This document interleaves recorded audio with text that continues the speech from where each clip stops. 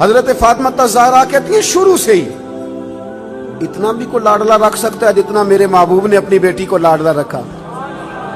اتنا بھی کو لاڈلا رکھ. سیرت نگار کہتے ہیں جتنی دفعہ سیدہ فاطمہ حضور کے حجرہ مبارکہ میں آتی تھی اللہ کے رسول کھڑے ہو کے استقبال فرماتے.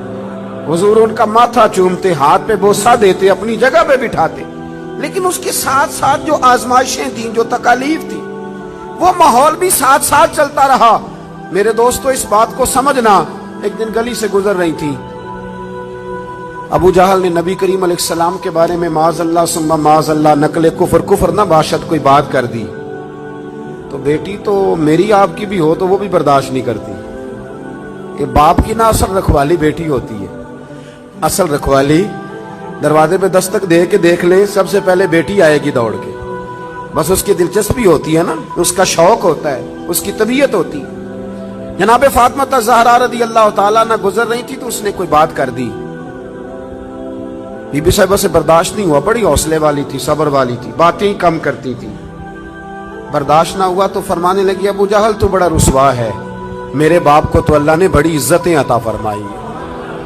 اس نے غصہ کیا اور معاذ اللہ تھوڑا سا نا اس نے مار دیا جناب فاطمہ زہرا کو. تھوڑی غور کرنا میری بات پہ. کبھی انسان تھوڑی سی چکی سے پیس کر باہر نکالا جائے نا تو کندن بن کے نکلتا ہے, مزہ آ جاتا ہے اسے جینے کا. ہمیں نا شوق بن گیا آسانیاں ہی آسانیاں. مطلب ہمارے ملک میں ڈپریشن کے اور ٹینشن کے مزید لاکھوں میں ہو گئے, اس لیے کہ تھوڑی سی بھی تکلیف برداشت کر سکتے نہیں.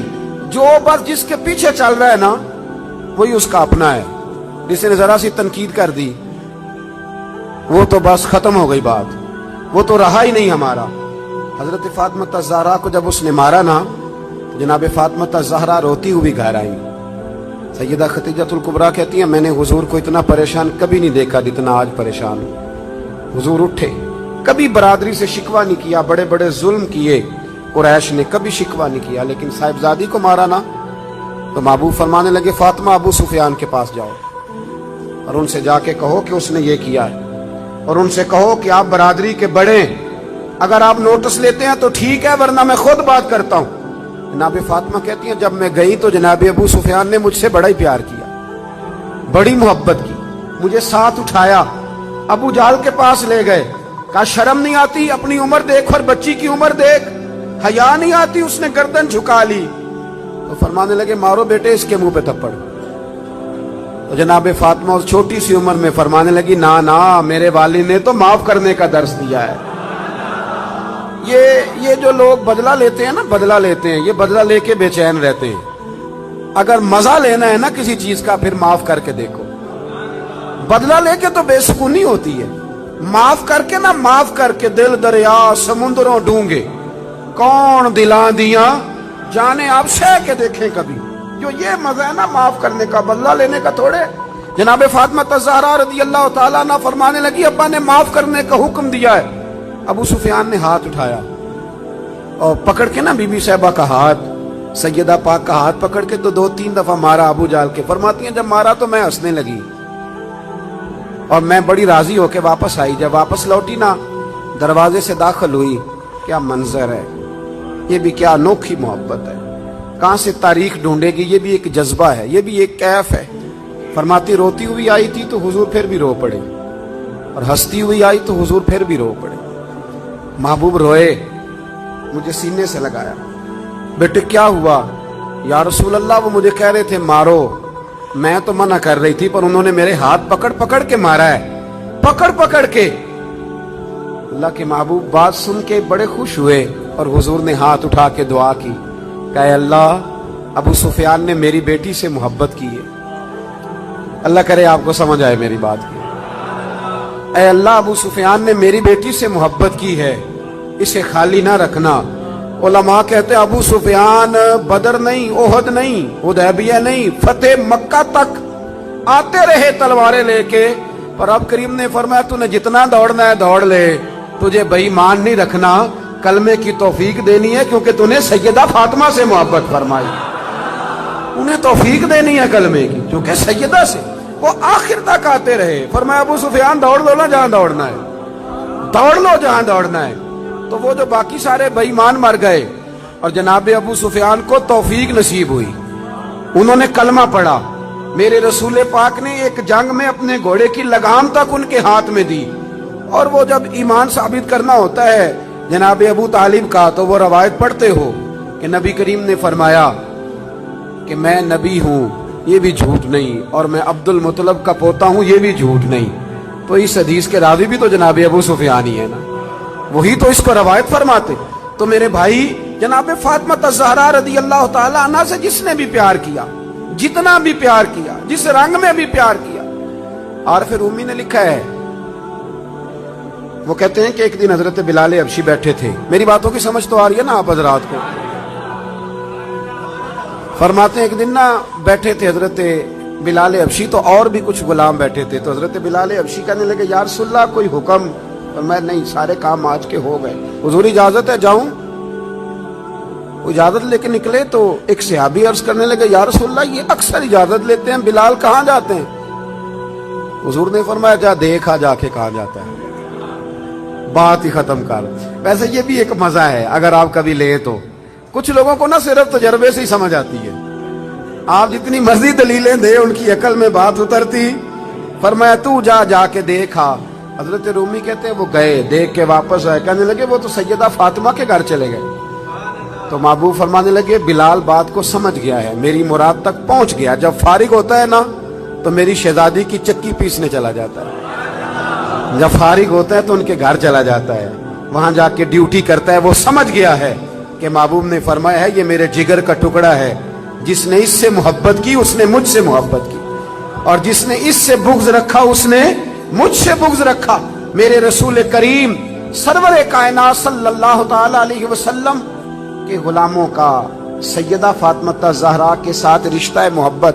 آپ کو ایک بات بتاؤں، انسان جس سے بڑا پیار کرتا ہے نا اسے وہ چیزیں دیتا ہے جو اسے بڑی اچھی لگتی ہیں۔ تو آپ جب کسی سے محبت کرتے ہیں نا، جب پیار کرتے ہیں تو پھر آپ ڈھونڈتے ہیں، چیز کو تلاش کرتے ہیں، آپ تجسس کرتے ہیں۔ میں اپنے حضرت صاحب کے ساتھ اللہ نے مجھے موقع دیا تو میں مدینہ شریف حاضر ہوا، تو میں نے ایک سنگی سے کہا کہ میں نے نا حاضر ہونا ہے تھوڑی دیر تک، تو کب آ جاؤں؟ تو وہ کہنے لگے کہ میں آپ کو فون کر دوں گا۔ انہوں نے کہا فون کر دینا، تو میں بازار میں نکل گیا، چھڑی بڑی پیاری پکڑا کرتے تو میں چھڑی ڈھونڈنے لگا مدینہ شریف کی گلیوں سے۔ میں نے کہا کہ کچھ چیزیں لذت لینے والی ہوتی ہیں وہ طاری ہو جاتی ہیں، میں تلاش کرتا رہا، تو انہوں نے نا ایک دو فون مجھے کیا کہ اب آ بھی جاؤ۔ تو میں جب وہاں پہنچا تو کہنے لگے کدھر رہ گیا تھا یار تو، اگر وہ آرام کرنے لگتے تو پھر کیا بنتا؟ تو میں نے کہا چھڑی تلاش کر رہا تھا۔ تو کہنے لگے اتنی ساری چھڑیاں تھی کوئی لے آنی تھی؟ میں نے کہا کسی کو دینی دلانی ہوتی تو لے آتا نا، یہ تو پیش کرنی تھی۔ تو یہ منظر کچھ اور تھا نا، یہاں رویہ کچھ تھوڑا سا اور ہے۔ وہ ایک دانشور نے لکھا ہے نا، وہ کہتے ہیں میں وضو کر کے نکلا تو بیوی کا دوپٹہ میں نے پکڑ لیا منہ صاف کرنے کے، تو اہلیہ محترمہ کہنے لگی ابھی سویرے ہی دھویا تھا۔ 2 قدم آگے بڑھ جاتے تو اندر تولیہ بھی تو پڑا ہی تھا نا۔ وہ کہتے ہیں چلو میں نے کہا کہ آئندہ احتیاط کروں گا۔ کہتے ہیں اگلے دن ہی نا میں وضو کیا تو میں نے اپنی اماں کا دوپٹہ پکڑا، اماں کہنے لگی پتر ٹھہر جا ذرا، یہ دھلا ہوا نہیں، میرا اندر دھلا ہوا پڑا ہے، میں وہ تجھے دیتی ہوں۔ اب فرق ہے نا دونوں باتوں میں۔ اس نے کہا اندر میرا دھلا ہوا پڑا ہے وہ میں تمہیں لا کے دیتی ہوں، اب یہ گھر جا کے آپ بات بتائیں گے تو میرے خلاف نہ کر دینا سارا ماحول۔ لیکن یہ کیفیت ہے نا، یہ کیفیت ہے نا۔ میں دوستوں کو کہہ رہا تھا کہ بہنوں اور بیٹیوں کو عید ذرا وقت پہ دے آنا، وقت پہ دے آنا۔ وجہ اس کی پتہ کیا ہے؟ بیوی کو آپ 1 لاکھ روپیہ دیتے ہیں نا شاپنگ کرنے کے لیے عید پہ، تو وہ کہتی ہے تو کو نوکھے نہیں دیتا، سارا زمانہ ہی دیتا ہے۔ یہ ہماری بہن بھی اپنے شوہر سے ایسے ہی کہتی ہے، کہتی ساری دنیا دیتی ہے کہ یہ اپنے بچوں کے لیے کون نہیں کرتا۔ لیکن بہن کو آپ 600 کا جوڑا دے آئے نا کبھی پرانا بھی، تو وہ جب تک 5-7 پڑوسنوں کو بلا کے دکھا نہیں نہ لیتی اسے سکون کوئی نہیں آتا، اور وہ والا وہ پہنے گی اور پہن کے کہے گی بھائی بڑا اچھا ہے، وقت پہ آتا ہے، اور سارے زمانے کو بتائے گی۔ اور میرے جیسے پیر صاحب کی مٹھی میں 5000 کا نوٹ پکڑائیں کہ حضرت صاحب دعا کر دیں، تو دعا یاد کی ہوتی ہے، رٹی ہوتی، پکی کیسٹ صاحب کے لیے، اللہ بھلا کرے اللہ خیر کرے اللہ ماشاء اللہ، وہ پکی کیسٹ پیروں نے یاد کی ہوئی ہے۔ اور میرا ایک دوست ہے کبھی کبھی عذرائے محبت کہا کرتا تھا کہ مجھے بہت سارے پیروں کی دعائیں یاد ہو گئی ہیں، کیونکہ اللہ ماشاءاللہ کچھ کرتے بھی صرف دعا ہی ہے نا۔ ایک مجھے کہنے لگا ہمارے حضرت صاحب تقریر نہیں کرتے، وہ کرتے نہیں۔ میں کیا کرتے اس لیے نہیں کہ انہوں عمدی کوئی نہیں، ورنہ تقریر نہ کرنا معرفت نہیں، خطبہ دینا تو میرے رسول اللہ کا طریقہ ہے، یہ تو نبی پاک کا طریقہ ہے۔ تو میں نے کہا اب پیر صاحب سے ملاقات ہوئی تو انہیں کچھ کتابیں پیش کرنا، انہیں کہنا انہیں پڑھا کریں اور واز کیا کریں، یہ نبی کریم کی سنت ہے صلی اللہ علیہ۔ تو پیر صاحب جو ہے نا روایتی لوگ، آپ 5000 2000 دیں نا تو رٹی رٹائی دعا کر دیں گے۔ تو بہن کو ویسے ہی کبھی بندہ اچانک کہہ دے نا دعا کرنا ذرا مشکل ہے تو مسلح بھگو دیتی ہے رو رو، یا اللہ میرے بھائی کی خیر کر۔ 7 سمندر پار پہ بیٹھی ہوتی ہے تو اس کا تو بھائی یہ رشتہ ہے نا، یہ ایک رنگ ہے، جو خاص چیز ہوتی ہے وہ آپ دیتے ہیں، خاص چیز، خاص سمجھ لو۔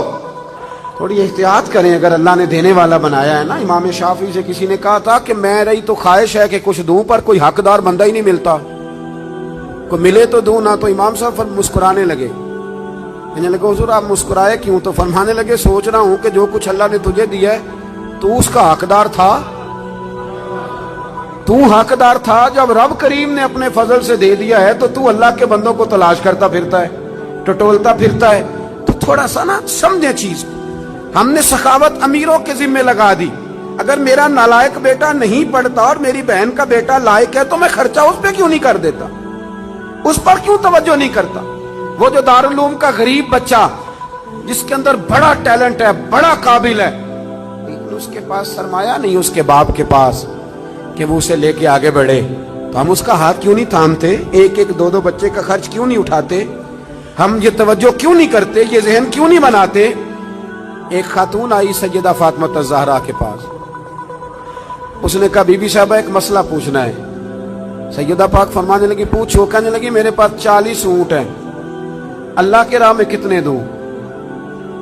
تو مخدومہ مسکرا پڑی، فرمانے لگی اگر میرے پاس 40 اونٹ ہوتے تو میں حکم اور لگاتی، اب تیرے پاس ہے تو حکم اور ہے۔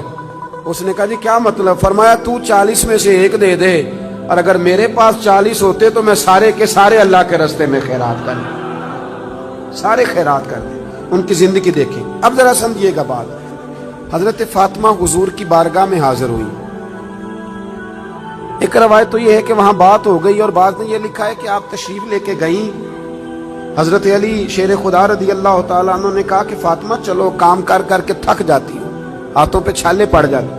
ہمارے اب جو تھوڑے سے کھاتے پیتے گھر میں، اس میں 2 قسم کی عورتیں کام کرتی ہیں، برتن دھونے والی الگ ہے، کپڑے دھونے والی الگ ہے، اور اس کے باوجود آپ کبھی خاتون خانہ سے ملاقات کریں وہ بڑی دکھی نظر آئیں گی آپ، اور ہو سکتا ہے اگلے تیسرے منٹ میں وہ رو بھی پڑے، اگلے تیسرے منٹ میں وہ رو بھی پڑے۔ میرے ابا جی کہا کرتے تھے کہ وہ والا دم کہیں سے تلاش کرو جن سے بیویوں کا رونا تھوڑا ختم ہو، بڑا ہی روتی ہیں اور پریشان ہو جاتا ہے آدمی کہ کیسے انہیں سکھ دیا جائے۔ یہ یہاں خواتین کا انتظام تو نہیں ساتھ؟ چلے اللہ تعالیٰ آپ کو جزائے خیر دے۔ آپ روایت تو نہیں زیادہ کرتے آگے؟ چلے اللہ تعالیٰ کر بھی دیں گے تو کوئی حرج نہیں، میں نے تو ابھی چلے جانا ہے۔ اللہ آپ کو برکت عطا فرمائے، اللہ آپ کو سلامت رکھے۔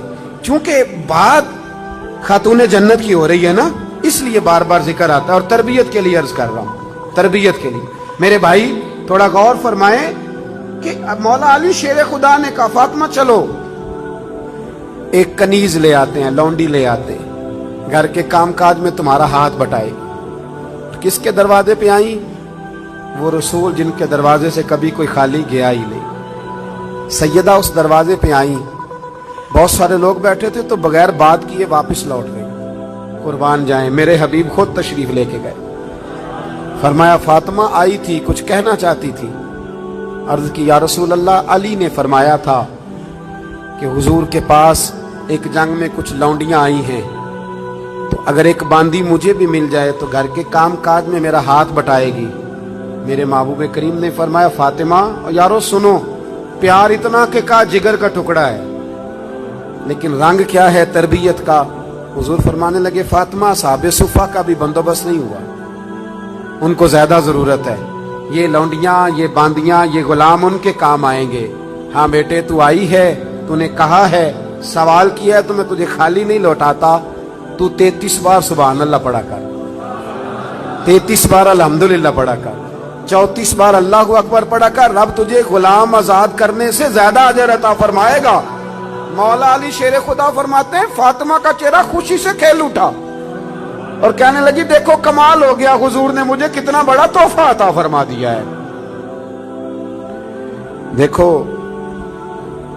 ये बात कह के ना तो हुजूर ने एक बात पर मोहर लगा दी। फरमाया, फातिमा जाओ जाके वज़ाइफ पढ़ो, चक्की तुमने खुद ही पीसनी है, आटा तुमने खुद ही गूंदना है। अब तुम्हारी खवातीन सवाल करती हैं कि मौलाना बताइए, ससुर की खिदमत जिम्मे है हमारे, सास की खिदमत हमारे जिम्मे है?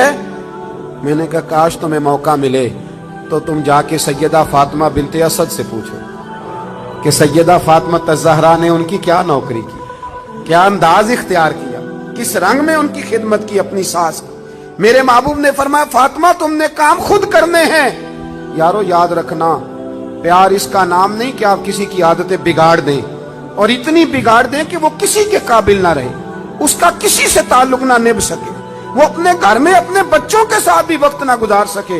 बल्कि प्यार तो ये है कि आप तरबियत कर दें, आप समझा दें, आप बना दें,